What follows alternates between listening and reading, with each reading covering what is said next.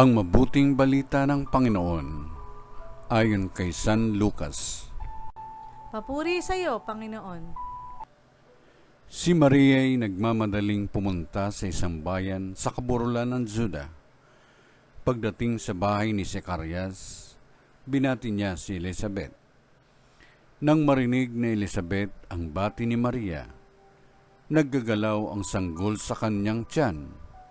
Napuspos ng Espiritu Santo si Elizabeth at buong galak na sinabi, "Pinagpala ka sa mga babae at pinagpala rin ang dinadala mo sa iyong sinapupunan.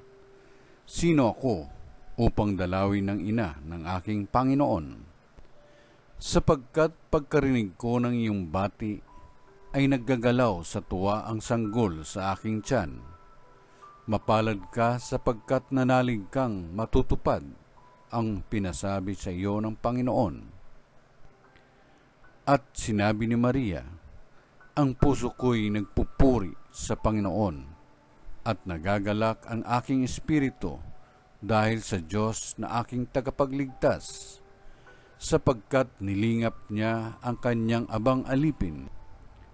At mula ngayon, ako'y tatawaging mapalad ng lahat ng salinlahi dahil sa mga dakilang bagay na ginawa sa akin ng makapangyarihan, banal ang kanyang pangalan. Kinahabagan niya ang mga may takot sa kanya sa lahat ng salit-saling lahi. Ipinakita niya ang lakas ng kanyang mga bisig. Pinangalat niya ang mga palalo, ang isip.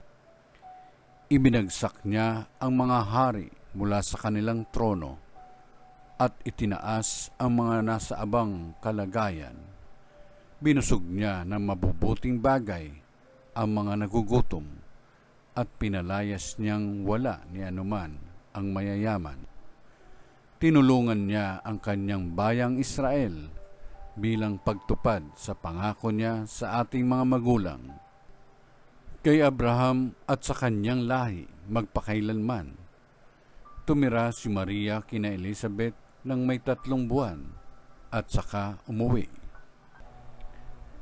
Ang mabuting balita ng Panginoon.